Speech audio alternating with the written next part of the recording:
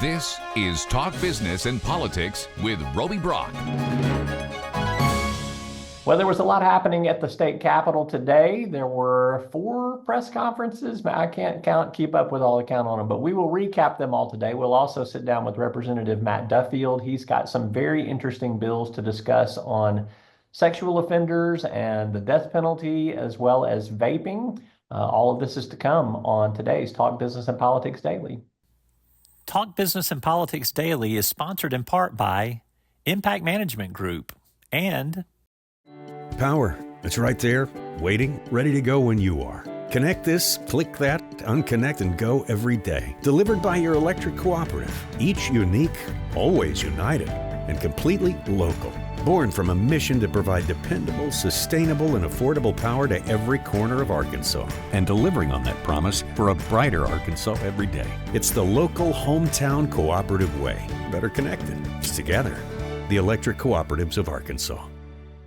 It was a busy day at the state capitol. It was homeschool day at the state capitol, so there were a ton of kids and parents up at the capitol today, but there was also a lot of press conferences today. Let's run through the highlights. Governor Sarah Sanders outlined Wednesday the Communist China Defense Legislative Package, a group of bills that will divest state resources from China and ban foreign adversaries from buying land around critical infrastructure like military bases and electric substations. It will also shorten the amount of time a banned company has to divest.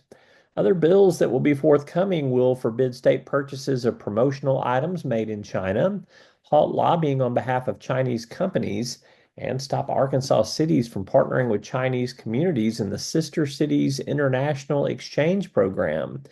The state will also withhold funding from colleges and universities that have a Confucius Institute or similar institute related to the People's Republic of China, and it will prohibit state-sponsored colleges and universities and entities, public entities, from investing money in Chinese stocks, mutual funds, or financial instruments. Arkansas Attorney General Tim Griffin filed suit against General Motors and its OnStar service Wednesday, alleging that GM did not tell customers their driving data would be sold to third-party brokers that then sold it to insurance companies that used the information to raise rates or deny coverage. Saying the lawsuit was about deception, Griffin said GM's actions caused financial harm to an estimated 100,000 Arkansas drivers. Republican women legislators unveiled Wednesday a new package of bills that aims to address children and family issues in the 95th General Assembly. Touting the successful passage of legislation in previous sessions, the GOP Women's Caucus outlined their Dream Big 3.0 initiative.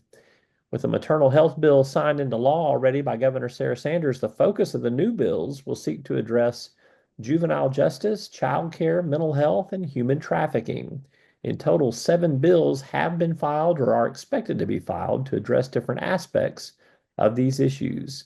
There was also a big press conference today around a bill, Senate Bill 307 by Senator Jonathan Dismang and Representative Les Eves, both of Searcy, to address a better way to get more power generation plants online for the purposes of economic development. And you can keep up with all of that activity on our website at talkbusiness.net. When we come back, Representative Matt Duffield, Republican of Russellville, he's got some interesting and highly debatable bills that are going to be the center of attention in the coming weeks. We'll sit down with Representative Duffield right after this. Talk Business and Politics Daily is sponsored in part by Capital Advisors Group and in the Navy, I train recruits. At Walmart, I recruit veterans. So many veterans have built their careers here. Served in the Army for 11 years. I was promoted 4 times. Been with Walmart 9 years. I've been promoted 5 times. I started as an hourly associate, and now I run the store. 430,000 veterans hired in the last decade. That's more than serving in the U.S. Navy today. There's no better place for veterans to work. Connection. It's the heart of what we do. It's why we work to better the communities where we live and work. It's why we're expanding to get people connected and create digital equity programs that support affordable internet and digital literacy. We're leaders for positive change. From the way we empower our people, clients, and communities to the way we care for our planet. We live our values every day. We're Cox Communications, and we're pleased to connect with you. Joining me now is Representative Matt Duffield, not Luke Duffield, Matt Duffield, Republican of Russellville, and we'll welcome him to the program. Representative Duffield, thanks for being here, and I'll let you explain to people why I confuse you with Luke Duffield sometimes. Well, Mr. Brock, it's a pleasure to be here. I appreciate you having me on, and I understand that you graduated from Hendrix with my oldest brother, Luke Duffield, and you getting me confused with him and putting his name instead of mine. I take that as a compliment. That's only going to help me, not hurt me. So I appreciate that. I promise I'll get it right on the supers that identify you, so it's all good. Let's begin with a bill that you are about to file that deals with vaping in the state of Arkansas. This is a bill supported by the vaping industry because of some products that are not regulated at the state level right now, dealing with some pretty unusual stuff from Chinese products. Give everybody a background of what this bill is about. Yes, sir. Well, I'll say this. You know, I'm all about freedom of choice and people consuming and taking what it is they choose to take in this country. I think that's important to our freedoms. But the issue is, in my view, false advertisement. And that's essentially what this has been. So these single-use vapes that you see in gas stations everywhere, which many times are really catering to our youth with cartoons and things of that nature. What the issue is what they say is in these vapes is not necessarily what's in the vapes. And we have the lab results here, as you see here. It's like a phone book of the testing that was run on these, and there were 3 leading brands, Roby, and they contained lead, ethanol, and were improperly labeled at twice the nicotine actually contained. So that's the big issue when you are selling products to Americans. And you say that there's one thing in it, but there's not, and there's much higher levels and essentially poisons that can really harm people. That's when, in my view, government has to step in and say, wait a minute, we need to ban these things. And another thing, Roby, as well, most of these products are made in China, and 100% of the local educators that we spoke with that confiscate these at schools, 100% of those were Chinese-made products. Interesting. I don't think you're going to get any pushback from anyone wanting to eliminate those as a point of sale in Arkansas. Have you heard from anyone that's opposed to this measure? No, sir. We've not had anyone opposed yet. Another thing I'll say is, well, with most legislation I try to do, really with all of it, I try to make it simple to where it's easy to read. You know, I'm not a lawyer, and I appreciate that there are lawyers here that will help me with these. You know, I just see problems and I try to fix them. I feel like that's my view as a legislator. My district's been really, really good to me to bring legislation that can bring about real change that Arkansans need. And I think this is one of those bills. You know, this idea came to me from Conway, Arkansas, from a group of local vape shop owners that had some concerns with these, and they thought there was some questionable issues with it. So they were the ones that essentially sent these off and tested them. I want to commend those folks for doing this to essentially help not just the youth, but everybody, because I don't think anyone, Roby, wants to put things in their body that says it's one thing and it's another. And that's what essentially this bill, which is a 1.5-page bill.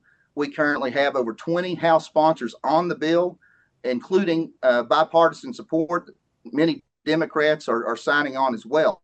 So I'm hoping that this bill is a solution to an issue that is currently happening and prevent future issues with people who want to use these single-use vapes.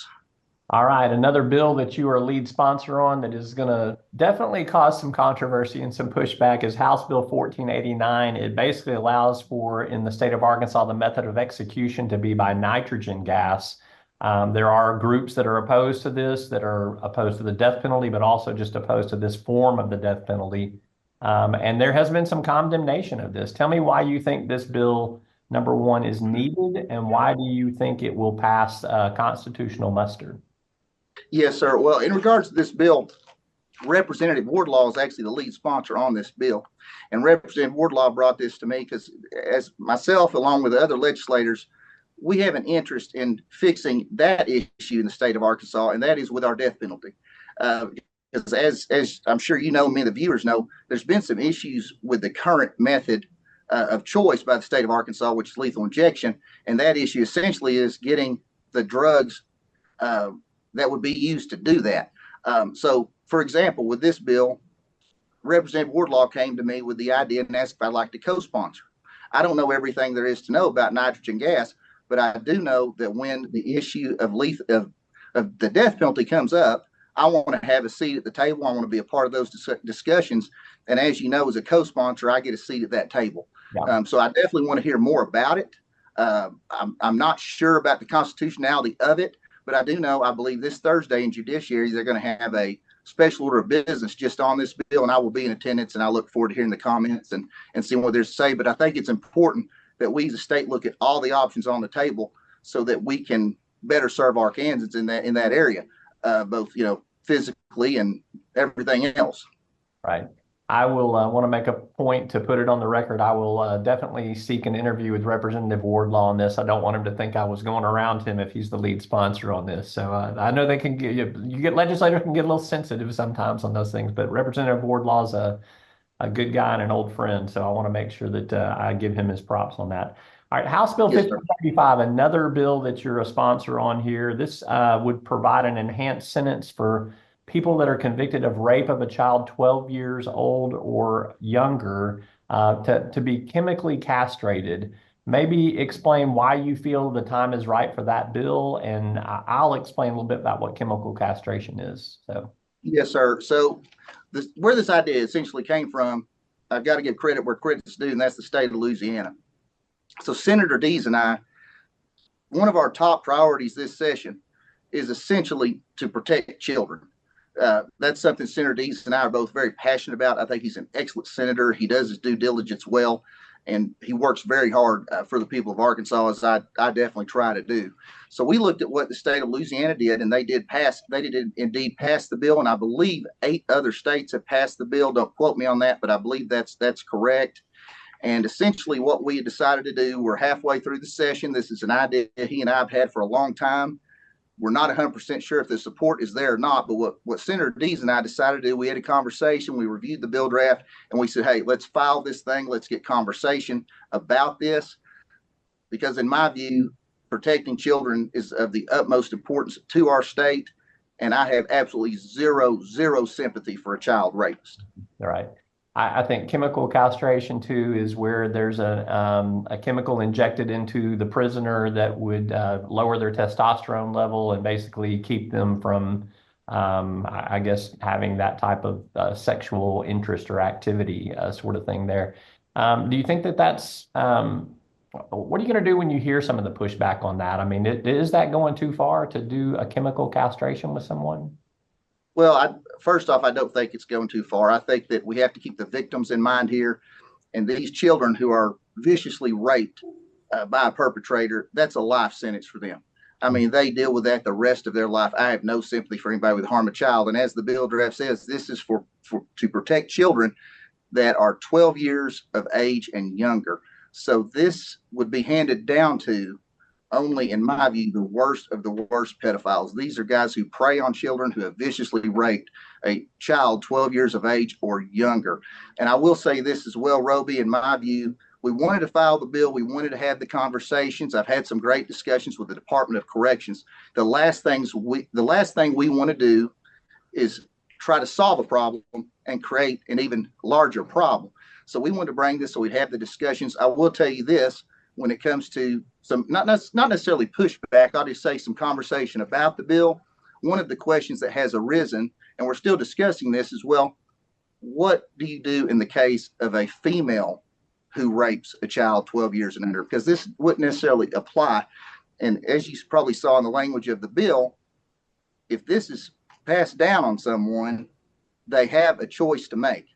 And that choice is they can be chemically castrated or they could be physically castrated. So the choice is theirs. Either way, we want to try to bring a certain measure of justice to these child rapists. Like I said, the worst of the worst, in my view and many others. There's no reform there once someone goes to that level of a crime. And so that's kind of where we're at right now. We've placed it on the deferred list. The conversations are happening. And once again, with legislation that I file and I champion, my goal is to solve problems and not create them. All right, last question for you. Just kind of assess, we're about halfway through the legislative session right now. I feel like you're going to finish up on time because I feel like there's still like a million years left in this legislative session. But what do you think so far? How's the pace been? Do you feel like you guys have some things you can go back in your district and say, we've accomplished a few things already? What would you point to? Well, I'll say I can only speak for myself as a second term legislator. And that is that, my district has been so good to me, the city of Russellville and Pope County. So the legislation that UCI bring is constituent driven legislation. So basically the way I am, Roby, I'm one of those guys who, when I see a test, I go through and I try and answer all the easy questions first, and then I get to the hard, but I try and work at a fever pitch because I'm the guy, I want to get it done. So the last few weeks of school, I can relax a little bit and have an ice cream sandwich. So essentially that's where I'm at. So I'm currently working on, I believe, 3 bills right now.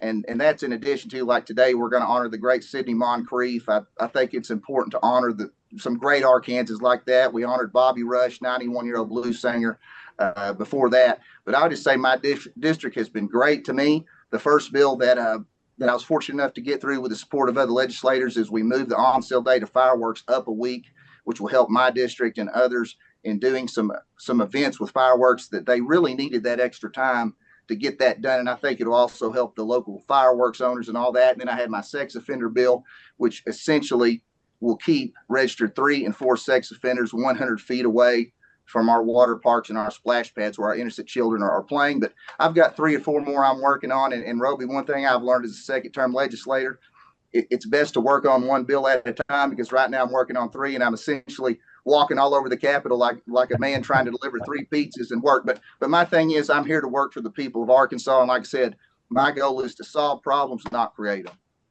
He's Representative Matt Duffield, Republican of Russellville. He is the best analogy giver in the Arkansas legislature. Thank you so much for being with us, Representative. Thank you so much for having me on, and hope you have a great day. And that's all for this edition of Talk Business and Politics Daily. Thank you so much for tuning in. I'm Roby Brock. We'll see you next time.